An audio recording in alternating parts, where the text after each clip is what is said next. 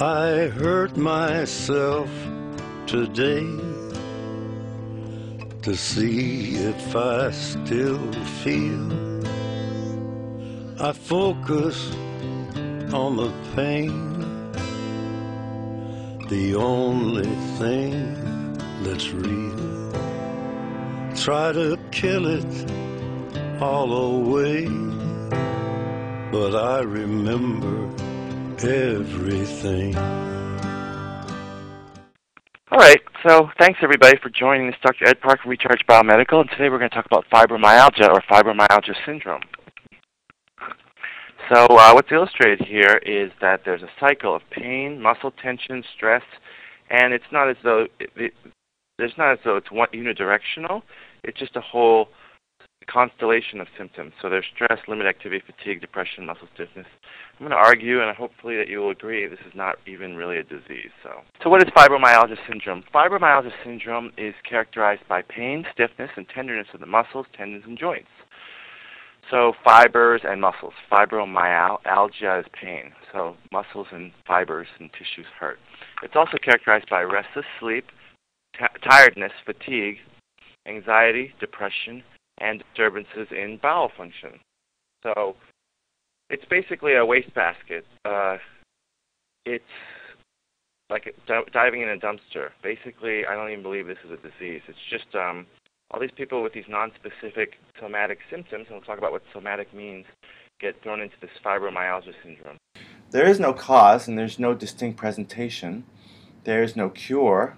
And we do know from the thousands of negative studies that it is not an autoimmune disease.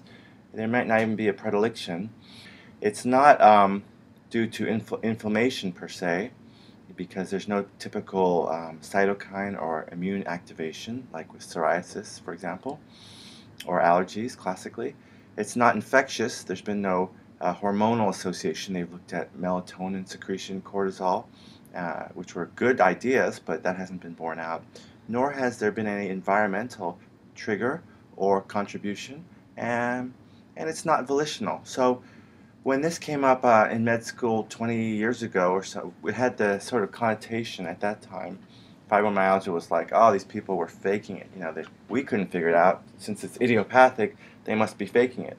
But in point of fact, fibromyalgia is not something that people do of their own volition.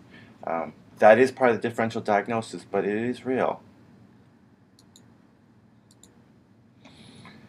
So here we have Monty Hall, door number 1, door number 2, door number 3. So we got to not jump on fibromyalgia, but everybody that has fibromyalgia is an expert in fibromyalgia. Nonetheless, they go do their internet search, they Google it, and they say, oh, now I think I have candida, or I have heavy metal toxicity, or electromagnetic hypersensitivity.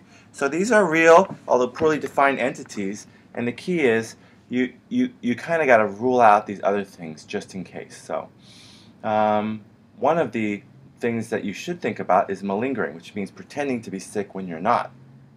Obviously, there's disability money in that, or other sympathy that you can gain. Also, a mood disorder, simple depression or anxiety can be an issue. And you can also have personality disorders like histrionic personalities, although when you look at the data, it doesn't really bear out that there's one particular type of personality that gets fibromyalgia. The other things that could happen are also protean. This is Proteus, the sea god, who could assume the shape of any form he wanted. And so protean diseases are ones that are present in many different ways, and they're confusing for us, and we generally don't like them as doctors. And those include lupus, porphyria, which can be inherited or acquired, and PMR, which we did a show on, which is a sort of an autoimmune phenomenon where you just ache all through your trunk. Hormonal types of things that can present similarly to this pain would be hypothyroidism can cause muscle pain, hyperparathyroidism, and Addison's disease, or failure of the adrenal gland. Also, as we did talk about with Jeff and Lyme disease can cause total body aches as well as Hep C, which can lead to sort of a porphyria presentation, and then Candida, or systemic yeast infection. And it's interesting that I get a lot of patients who have kind of been thrown in the medical dumpster by the establishment because we can't figure out what's wrong, and that makes us feel stupid. So it's hard to maintain that ambiguity. So a lot of people come with the presumptive diagnosis of heavy metal toxicity, EM hypersensitivity, candida, and it's at the one hand they're experts, but on the other hand, you have to be careful. It's caveat emptor when it comes to these esoteric diagnoses. Most people think that disease is like this show, House, Greg House, after Holmes, a play on words, Sherlock Holmes. So they think of disease as something that you can figure out. It's got a cause. So in other words, subconsciously, all us old-timers think of disease as a disordered or incorrectly functioning organ, part, structure, or system of the body resulting from the effect of genetic or developmental errors, infection, poisons, nutritional deficiency or imbalance, toxicity, or unfavorable environmental factors, illness, sickness, and ailments. So this is kind of a wastebasket, but the premise of every house show was there was one answer which could be deduced if you were smart enough. So this is how we think of disease. Unfortunately, this model only works well for things like vitamin deficiency or maybe syphilis. Really we need more of a holistic concept of dis-ease, which means this baby is not happy, it's not at ease, it's at dis-ease. So it's any condition.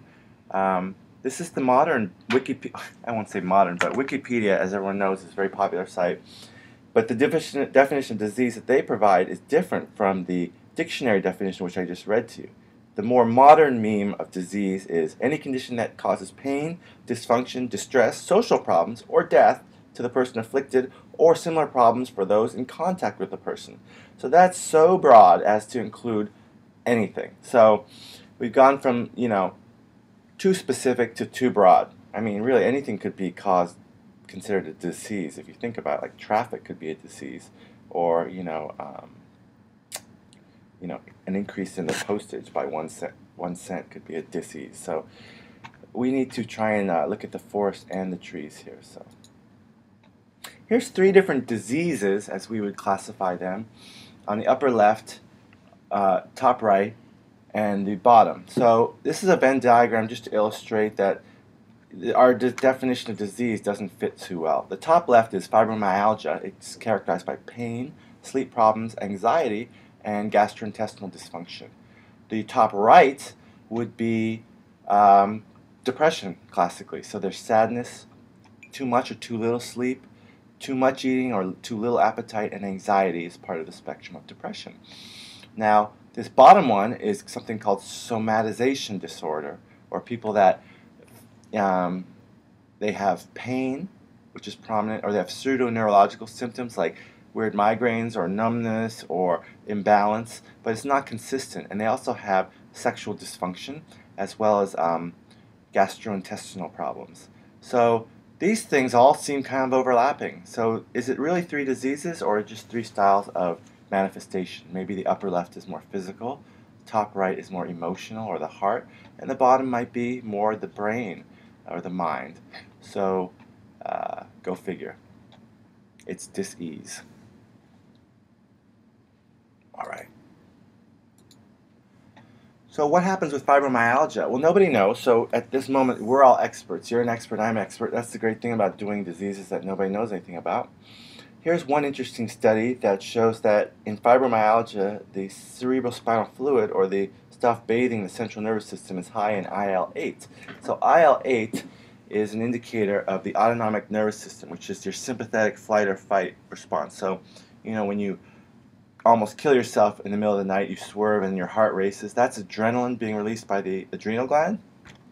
And that kind of fear, anxiety generates this high autonomic tone, which is the sympathetic system. So basically it's saying that there's something on high alert in your brain and your nervous system. Yeah? And there's one theory that FMS or fibromyalgia is a hardwiring problem where the brain or the thoughts are sent down into the body through our autonomic system, and they become symptoms manifested instead of being sent up into the conscious area of the brain. So it's not like there's too much body, it's just that the crosstalk between the body and the mind is erroneous or oversensitized. So here we have an illustration of that. You got stuff in your body that's come into your spinal cord and then goes to the brain. And there are all these factors that regulate that process, which some of the drugs are aimed at modulating. But it's not that there's more pain in the skin per se, but somehow the treatment of it by the brain and the spinal cord is aberrant. So we have this thing called central pain sensitization. So you and me get touched, and it's a normal blue curve on the bottom right.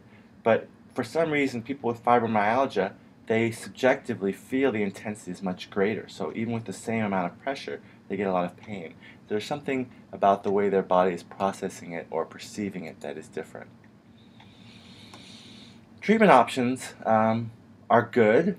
It generally does not improve over time. It generally gets worse or stays the same. But they include mindfulness, which could be meditation, it could be biofeedback, other kinds of esoteric things, hypnosis or suggestion by another outside person, qigong, tai chi, yoga, and acupuncture have all been shown in small studies to be of benefit. And of course that was more on a holistic level. It makes sense that it would improve. Also, off-label, meaning non-FDA approved use of Flexeril, which is a muscle relaxant, appears to help not only with the muscle pain, but also with the depth of sleep. So there may be some role for that, as well as melatonin, and CoQ10, which speaks to a theory of sort of oxidation mitochondrial dysfunction. There are 3 recently, and I say recently in the last 5 years, approved drugs for fibromyalgia. They include pregabalin, which is Lyrica, and this binds to calcium channels that release neurotransmitters for about 6 hours. So basically, it just dampens all your ability to secrete neurotransmitters. So you can guess that that would probably cause some problems. Kind of like throwing sand into an engine. You know, it's messing everything up to some extent. So that's probably a little bit of a Faustian bargain, as shown with this handshake. The second is Cymbalta or duloxetine, which is just a tweaked version of Prozac, or a selective serotonin reuptake inhibitor. And then there's milnacipran or Savella, which is both serotonin and norepinephrine reuptake inhibiting, meaning it increases those hormones. But again, I think that most people who've seen these webinars know I'm pretty anti-pharmacotherapy, and those 3 are no exception. The literature in fibromyalgia shows that people who are heavy or fat have more of a tenderness or pain associated with that. So the number of points were higher the heavier you were, you know, with a 95% certainty that that was not random. They also had higher levels of cholesterol. But I might argue that this is not truly perhaps the cause, but confounding. In other words, confounding is an important concept, meaning there's statistical association, but it's because the 2 things are related to one confounding variable. There's a common thing. Look into metabolic syndrome. It has a lot to do with getting fat, getting inflamed, and you can even look at pictures of me with my metabolic syndrome. So just because there's association, it does not necessarily mean causation. Okay, so here's one study by I think it's Elisa Appel. She's worked with the Nobel Prize winner Blackburn, and they looked at telomere length in women with fibromyalgia, and they found that higher pain scores were associated with shorter telomere length, and that depression and high pain were associated with about 2.5 years shorter telomeres. Now, again, association is not causation, and you know, they also did a study on women who were taking care of chronically ill children, and of course, they had shorter telomeres. So, you know, it could be that was the confounding variable. These women had a lot of stress, hence it was aging their cells, and they had fibromyalgia as well. So the stress was causing both the shortened telomeres and the fibromyalgia. It's not as though there's any mechanism whereby a short telomere necessarily would cause fibromyalgia, because it's more of a global presentation. It's not just the muscle stem cells, it's the brain, it's the GI, it's the mood. So it's more of a functional aberration. So the question is, why wouldn't telomerase activation help? You've seen webinars, hopefully, that I've done on depression, on sleep problems, which there seems to be pretty universal improvement in mood and sleep quality if taken correctly with the help of a doctor. And also pretty miraculous result in polymyalgia rheumatica, which is an autoimmune inflammatory disorder. Also, across the board, sports injuries tend to heal much faster when taking TA65, as we would expect from the need for stem cells to copy in order to repair these ligaments. So there's a good reason to think that since it is a systemic, multi-system dysfunction, that hitting all these marks at once with telomerase activation maybe should help. I'd like to play a recording of a phone call I did with Kathy L. And she has a cold and she's shuttling around her 3 kids, so she couldn't be with us live. But the thing I want to point out with this is she was 49 at the time, very stressful life. She actually is caring for a child with Down syndrome who's in his teens, so that's kind of a double whammy of unruliness and opposition. And she has a hard time keeping it together. And so she was diagnosed with something called fibromyalgia, which she never really bought, but she basically ached and was heavy and unhappy and stressed. So let's listen to what she has to say here.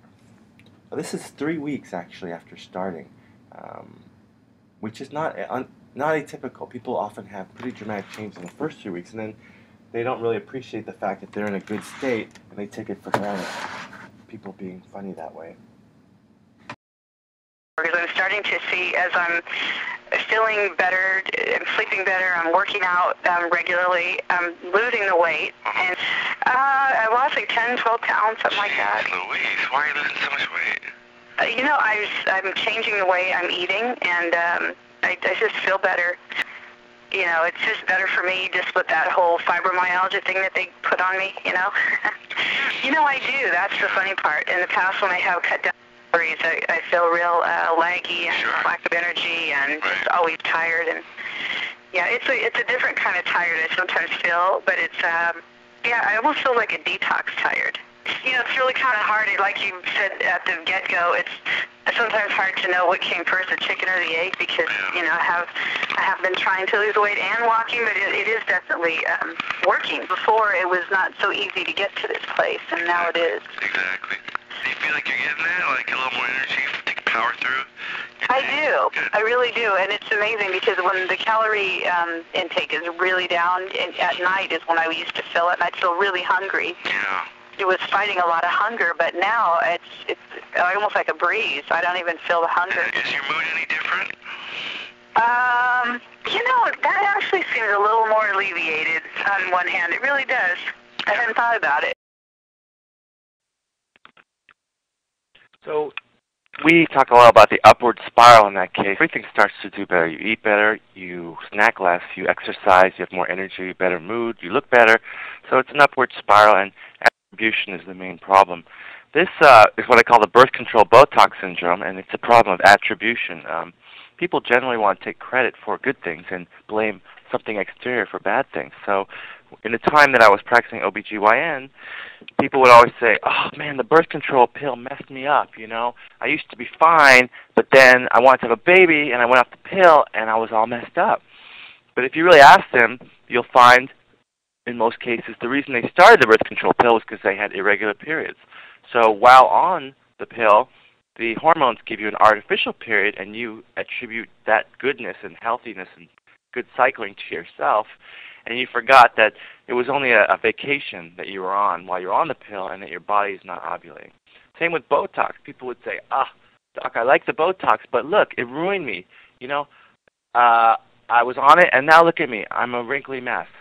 And I always preface it by saying, okay, in 3 months you're going to be driving down the road, stopped at a light, and you'll look at yourself and you'll say, oh my God, I look old, because the Botox has worn off. So, again, human nature being what it is, it also applies to the TA65. And I got this letter from another patient who has fibromyalgia, and she wrote to me saying, when I don't take the TA65 for a couple of days, my mood gets bad, my sleep is not good, and I feel generally not well. I'm concerned that I create some sort of dependency on it, and my body goes through withdrawals when I don't take it. I'm not comfortable with that. What are your thoughts on the possibility of developing an addiction to the product? Now, addiction is generally regarded as tolerance, right? You need more of it to get high. Dependency meaning you need it to feel right or fix, and withdrawal. If you don't take it, you feel bad. There's also other aspects of addiction, which is that it's ego dystonic. Like if you think you can use drugs and not have it impact your life, it's not ego dystonic. If you think you can have wine with friends, it's not ego dystonic. It doesn't upset your sense of self. But it is somewhat mildly ego dystonic, I found, because it's expensive and people don't want to feel like it's worth it.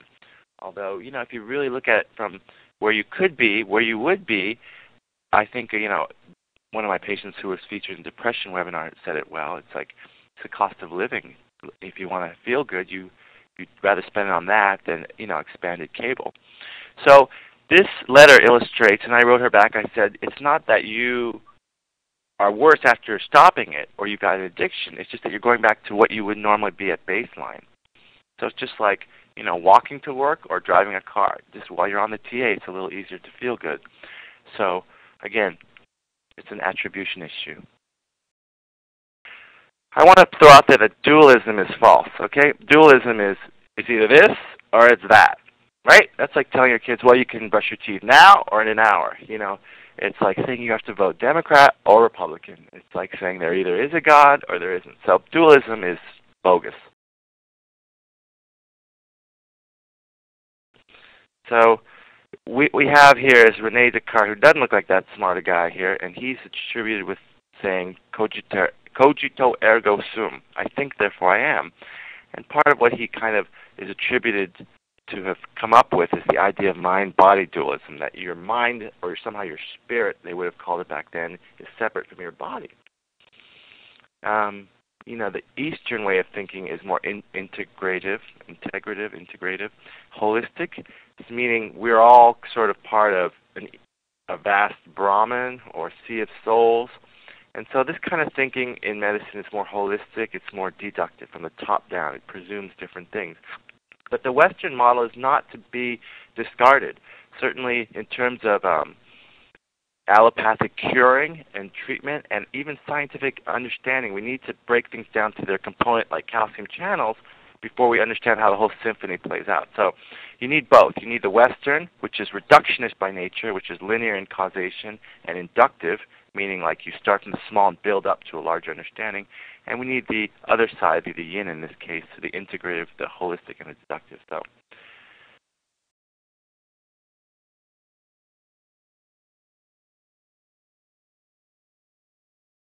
anyway, I want to quote from this great book I've been reading called How to Be an Adult in Relationships by Shambhala Press. And it's by this genius, David Richo. It's kind of like an instruction manual for relationships. And this quote is one of many, many pearls. And it just says, both psychological work for individuation, this would be like knowing yourself, going back into your childhood, insight-oriented psychotherapy. So he says both the psychological work for individuation and the spiritual practice for egolessness will always be required as dual prerequisites or requisites for the enlightenment of beings as beautifully and mysteriously designed as we. So the Eastern kind of presumes that you have an ego and need to get out of it. The Western kind of presumes that we are these individuals and kind of ignores a little of the forest for the trees. So that's it. Anyway, wax on philosophically. So in conclusion, fibromyalgia is not a disease. It's a style in which your body, the physical body, processes sensations as pain, and it manifests in other ways in your mood, in your gastrointestinal function, your sleep disturbance. So it's just basically unhappiness in some other form, and it's a dis-ease. So there are plenty of ways to treat it, but as with most things, the best way is holistically to become happy and read wonderful books like that, and to meditate, do yoga, exercise, and be productive. Here comes the lottery. Bobby Wilder. Oh, Bobby Wilder's on. Hey, winner, chicken dinner. Bobby, baby. You're a winner. Do you have anything you want to say? Wow, thank you very much. Wow, that's incredible. Wow. You did well, sir. It was destiny. Good. Where are you at, Bobby? I'm in Berkeley, California. My girlfriend lives in Irvine, though. So I mean, she's from Irvine, and we occasionally go down there. So, but come see us. Yeah, I'm gonna definitely come see you. Absolutely. Any relation to Gene or Billy Wilder? Well, I guess remotely. I am related to Little House on the Prairie, Laura Ingalls Wilder. I come from that background, and that's from my father's side. My mother's side is from Japan. I'm half Japanese. Cool. Yeah, we were just talking about Berkeley, the free speech movement. How old are you? I'm 58. So you might remember that. Probably not. You're probably young. What is it? The Congress on Racial Equality. I quoted that in my last webinar about it. Never trust anyone over 30. Oh, right. Yeah. Yeah. So, no, I came to Berkeley, UC Berkeley in '73, and so it was just after the free speech movement. Yeah, you missed the free speech and the free love, for that matter. I did get a lot of free love in the '70s, though. That's great. That's a story we'll have to share over drinks when you come down to visit your girlfriend. I look forward to that. Bobby, Susie wants your email. Can you email her at susie@rechargebiomedical.com? I've been following a lot of your webinars and seminars, and it's like having a medical school education. It's you're wonderful. I can't thanks. Praise you enough. What a sweet thing to say. Thank you, Bobby. That's really nice of you to say. All right, sir. Congratulations. Go buy a lottery ticket today, all right? Yes. Okay. I will. Thank you. And give us a call. You'll be getting that bottle probably in a day or two, okay? Okay. Thank you, Dr. Park. Thank you. All right, and it'll have instructions so you'll know exactly what to expect, and it'll be fun. It'll be a good little thing for you. Wow, fantastic. Okay, talk to you later. Thank you again. So, yep. Anyway, thanks everybody for attending. This is Dr. Ed Park completing a webinar on fibromyalgia, and I wish you all a great day. Take care. Bye.